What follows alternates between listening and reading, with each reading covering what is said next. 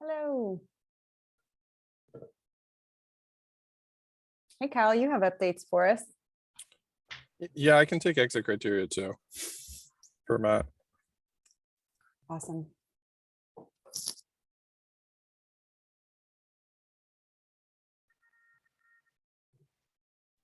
For Max. I'm still a little tired. That's okay. Yeah. I thought that was just the audio anyway. So, okay, I'll probably give it maybe 30 seconds or so. How's everyone doing? Hello, everyone. Hello. All right, let's get started.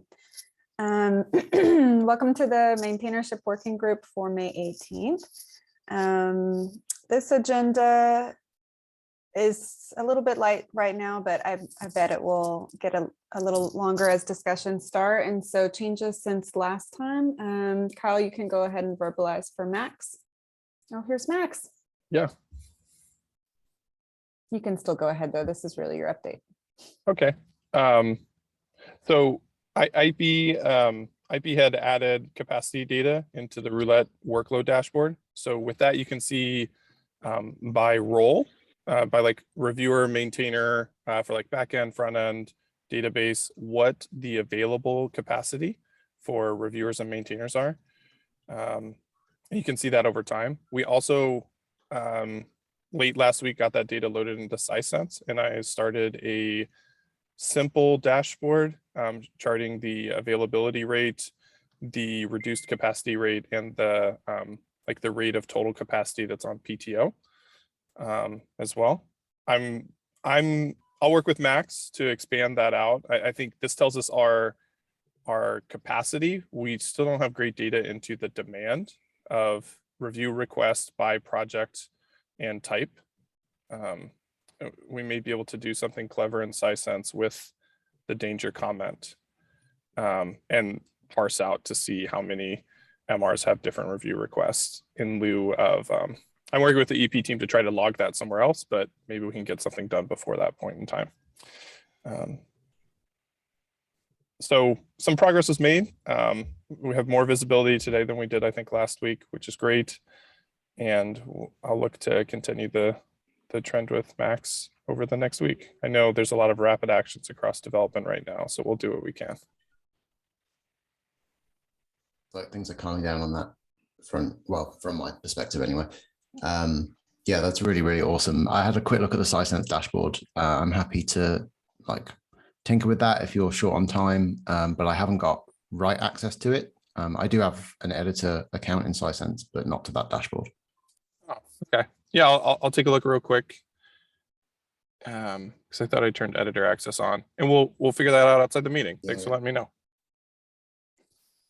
My only question on this is, you had mentioned what we have and that we still need insight into the demand or reviews requested. My only question would be, what does this data get us? What kind of answers or questions can we extract from this data?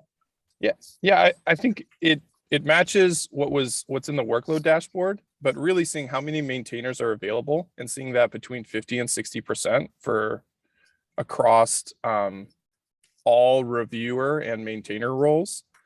So we like, just using basic numbers, let's say we have 50 maintainers, like we're seeing between 25 and 30 opted in maintainers. So we have almost half of that pool is not available for suggestions. So ideally, we can use this to chart over time as we make some corrective actions. Are we increasing maintainer participation, or is it staying the same so that that load is evenly shared or shared more evenly? Okay. Max, maybe you have better input than me. That's more what I was looking at. That's the same, really. I think the assumption that we're challenging is that increasing the number of maintainers necessarily increases the total maintainer capacity across the company. That's not to say that we shouldn't be increasing the number of maintainers, but we do need to focus on understanding why our currently active maintainers are not taking on reviews.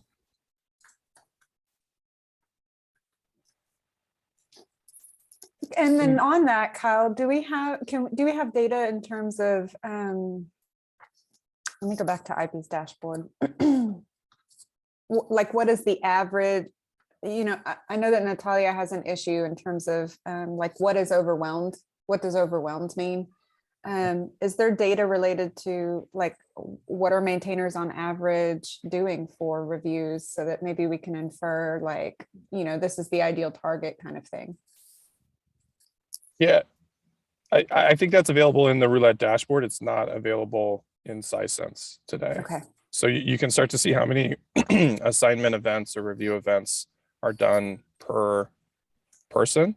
You can't see what types of reviews they're doing or being requested to do, just in general, how many MRs are they being assigned. Okay. Um, Thank you both very much.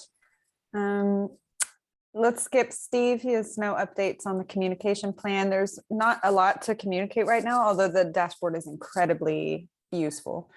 And then I'll verbalize for Robert, who's doing a rapid action right now. No progress since last week on my part due to the rapid actions. We'll sort out my action item from last time, which was gathering feedback from the various engineering levels on our current maintainer processes.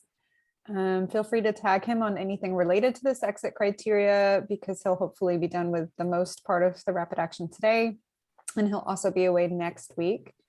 Is there anything that we need from Robert we want to put in the agenda? And then I'm probably going to actually pull up his exit criteria right here. I'm going to quickly share my screen.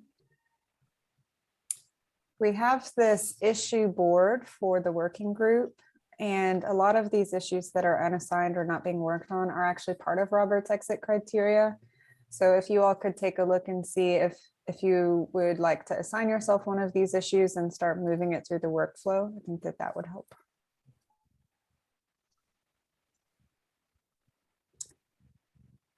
Questions on that or anything for Robert to put in here? Okay, so help needed. If you're the DRI for one of the exit criteria, would you please open an MR to update the start date and your anticipated end date, as well as any progress completion? So this is a %. If you still have more issues that you need to add to your epic, or if you know that you have issues you need to add to your epic, but you don't quite know what those issues are, feel free to work with me in the Slack channel and we can help come to something on that. Otherwise, we can just estimate the percentage. For one of the exit criteria that I had, which has been removed so far, I said just like 1%. I've just barely gotten started. I don't even know what's ahead of me yet, so that's okay too. I'm sorry, this is a lot of me talking this time. Steve, I'll verbalize for Steve, who's not present. Steve says, do we know if certain teams have more community contributions than others? If so, that will essentially force those teams to be involved in more reviews than teams that have less community reviews. How can we account for this when considering the maintainer workload? Okay, go ahead, Kyle. Yeah, the contributor success team should be able to help here. Right now, it's just Nick and Remy is on borrow on that team. There is a chart that can help give that insight by stage that I linked to in A2. And it shows how many MRs were opened as of that date. It's a daily chart, I think going back at least 12 months. So you can see trends by stage. By group, that chart gets a bit noisy, but I'm sure we could export data in the format that's needed for Steve to answer Steve's question a little bit better.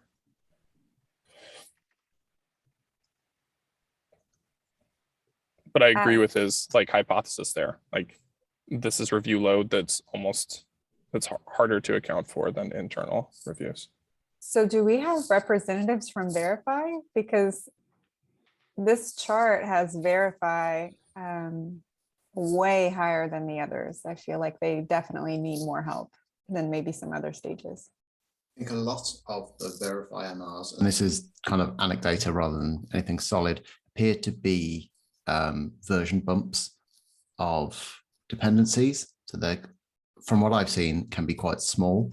That's not to say they don't take cognitive load from Verify, but they're not always sort of big chunky MRs that need lots of eyes on it. Interesting. Okay.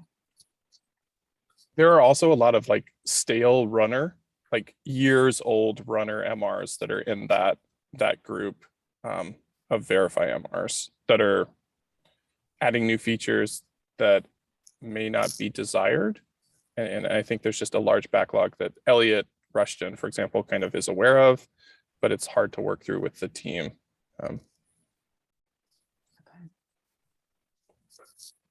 All right, thank you again, Kyle, for that. I have moved my item so that it's not just me talking. Manoj, do you want to verbalize your point?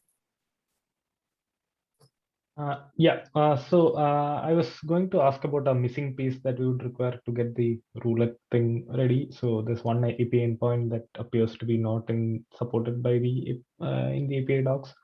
So if we have that, I think that would be the last missing piece we would need. And if it's not, then maybe we can schedule an issue to get it done. So Kyle says that it is in the UI, so at least GraphQL should be able to support it, but I'm not sure if Roulette uses GraphQL yet. So yeah, that's it. Sorry, I wasn't making the connection to Roulette. I thought it was just GitLab. I think we discussed this before, Manoj, that in the documentation, it says that you should be able to filter by assignee username, but it didn't appear to work, or I wasn't doing it right. Yeah, so assignee usernames, so assigned to you and assigned to you as a reviewer works, but you are not able to filter out MRs that you have already approved by a username. Yes, given I'm Max with you. Wolf, you are not able to filter out MRs that are already approved by Max. Yeah, I'm with you.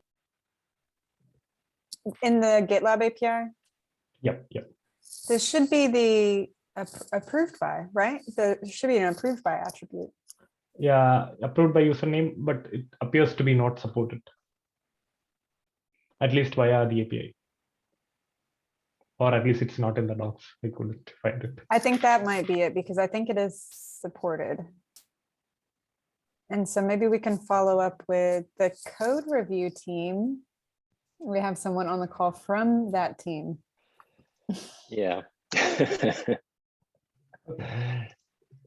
I'll see if I can help you afterwards. Yep. I remember seeing it somewhere, so I think it should work, but yeah.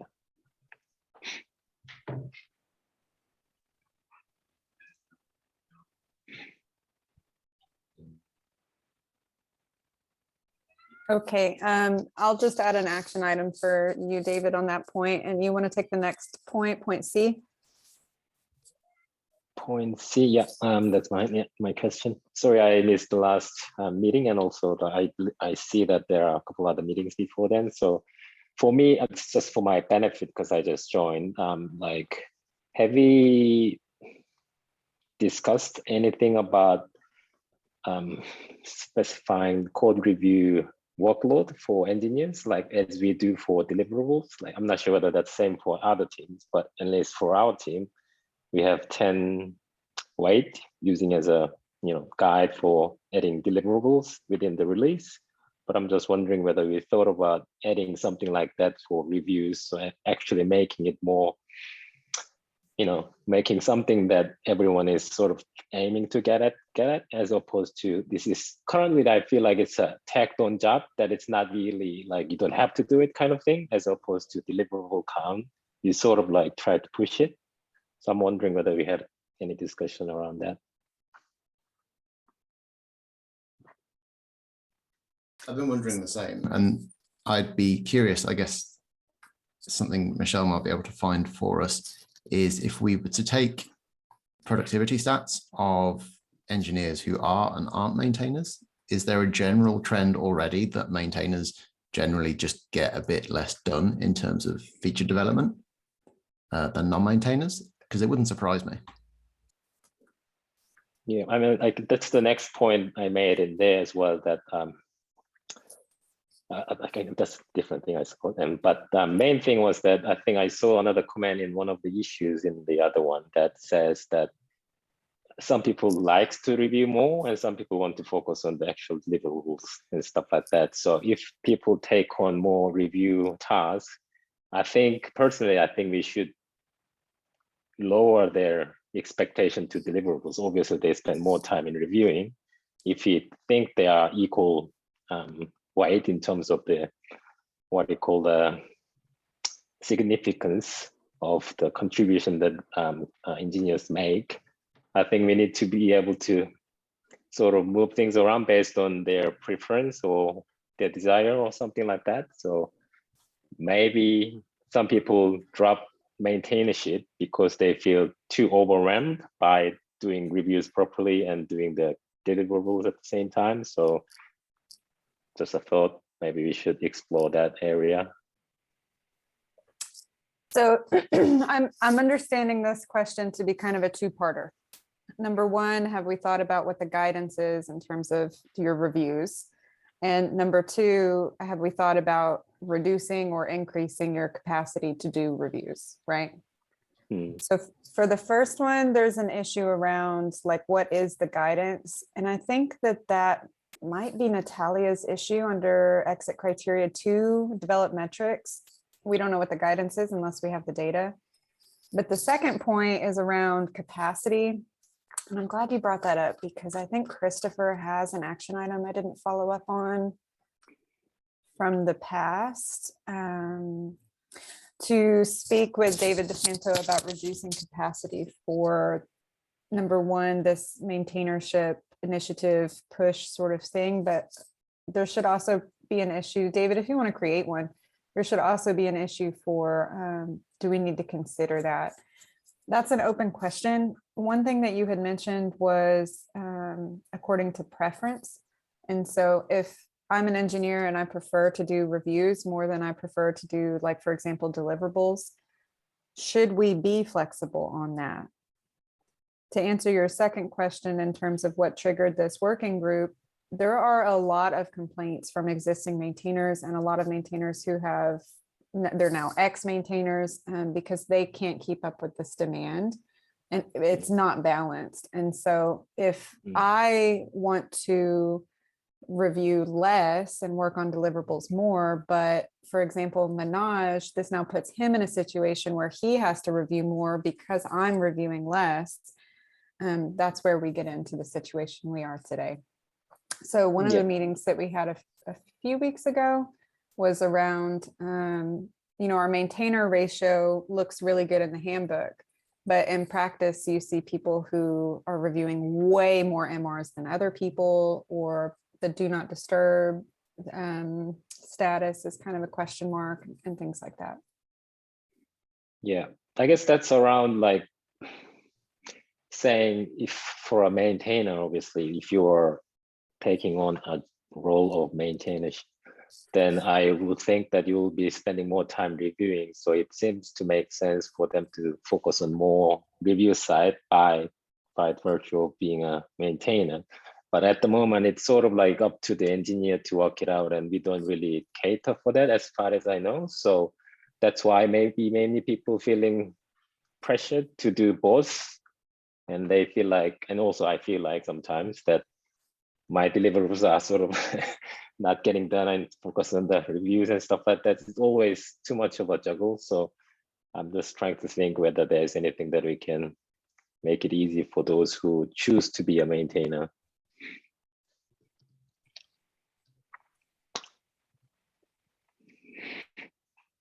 So I think that there's, and actually, Max, I thought that you had one related to,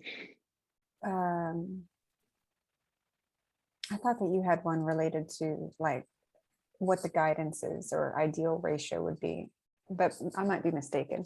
I think there are a few issues here. David, if you can create one for the kind of capacity aspect, should we be reducing capacity situation? And then the second one would really be, help me out.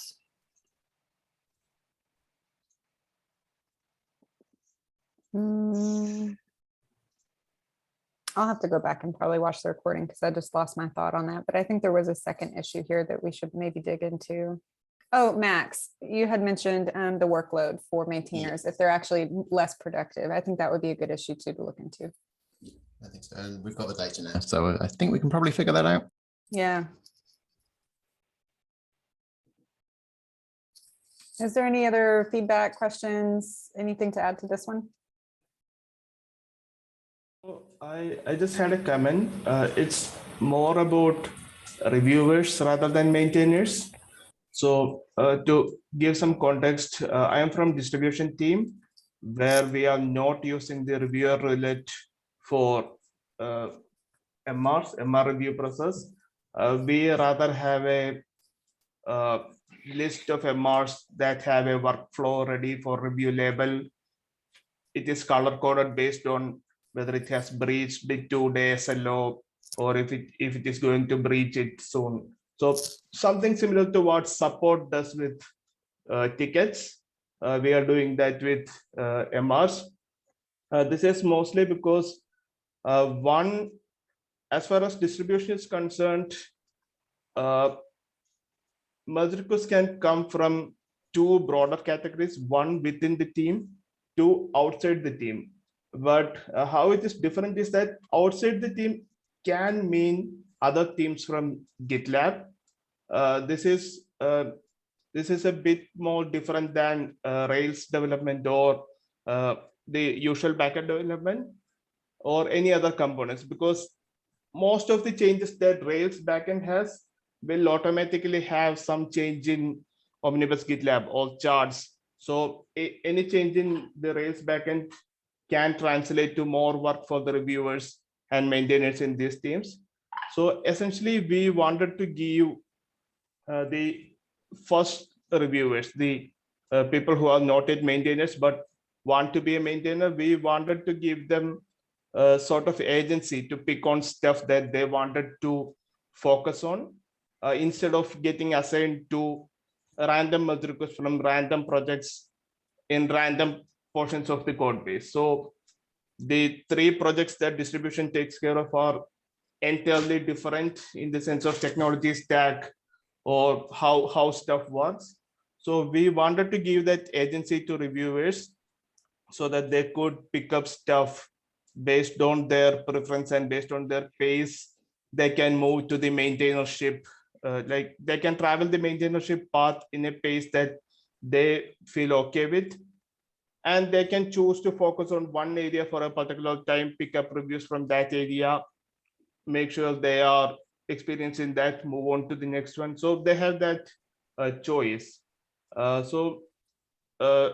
I recently asked my team what their feedback was about this. Like, do you think you are overwhelmed, or do we see more MRs breaching SLO because of a bystander effect? Like, no one is picking because everyone is thinking the other person will pick it.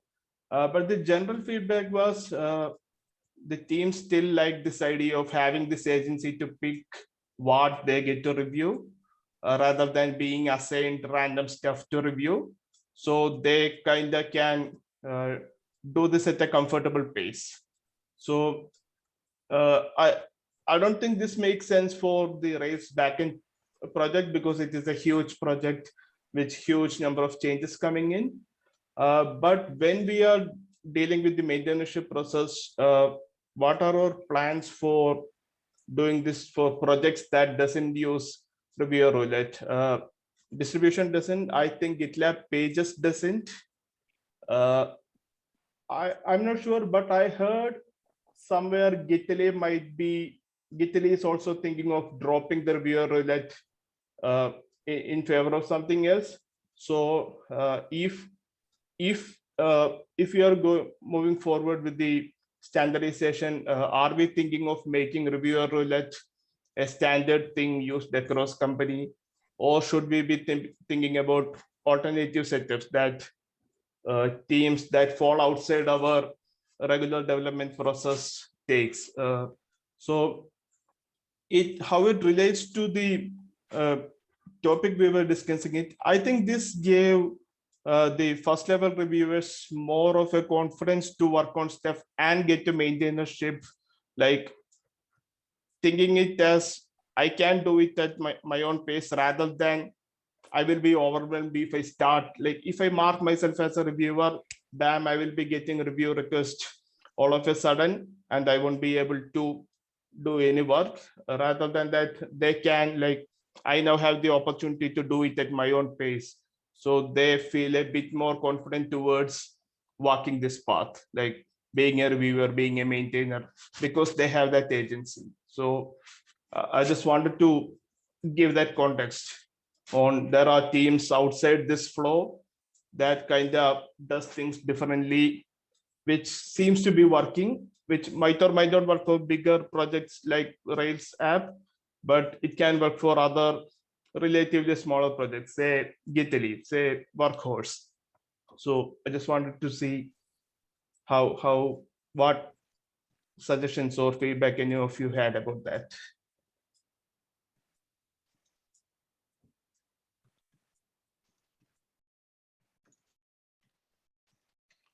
I can speak to this one if there is there any other feedback or questions or anything that we'd like to ask. So I can speak a little bit to this one. This is why exit criteria 1 is really important, and that one still doesn't have a DRI.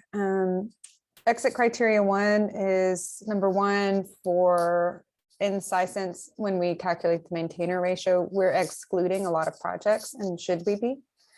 And number 2, does this working group address concerns from those other projects, GitLab Pages, Workhorse, Shell, things like that? And I think rather than, I've been thinking about this throughout this week, kind of along the lines of what you're saying, you all have a different workflow and it's working really well for you. Whether that workflow would work for these other projects, if it does, that's great. But if not, maybe we shouldn't be looking at it in terms of we need to solve all of these problems.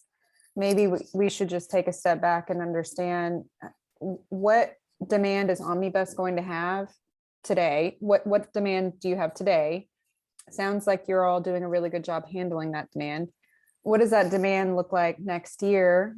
Are you going to be able to handle it next year? Sounds like maybe yes. And at that point, is that a problem that we need to solve? GitLab is a little bit different. We do have a problem today, so I know we'll have a problem a year from now. That we need to solve that problem. But rather than solving it one at a time, maybe we can figure out who has the problem and can we implement something for all of them or not?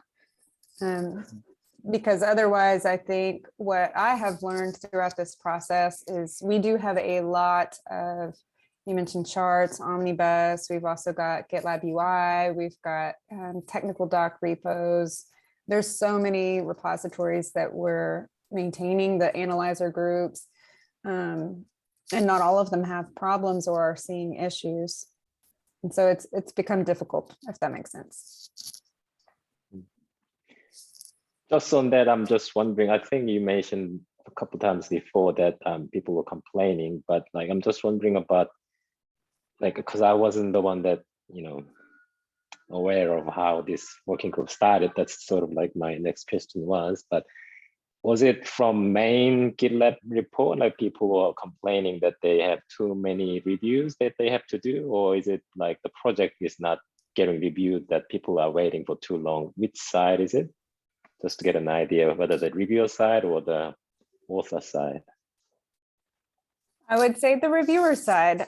So what has happened over the past 3 months, I would say, and we've seen this in our OKRs already, the database group has been incredibly overwhelmed, and they've been almost enforcing that all of the product groups get more maintainers. Maybe you have heard of this, more database maintainers.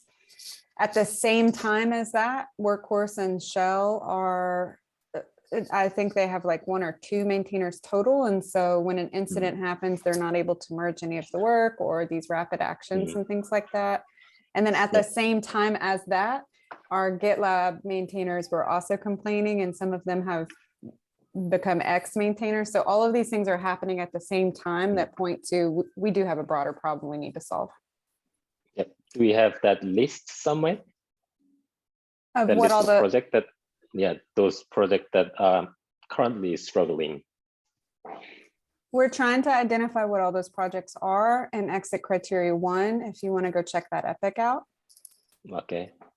Okay, we are at time. What we will do is anything that we didn't go over, we can just move to the Monday meeting. And I think that we've had a few, 2 or 3 action items so far. So thank you very much. I hope you all enjoy your day.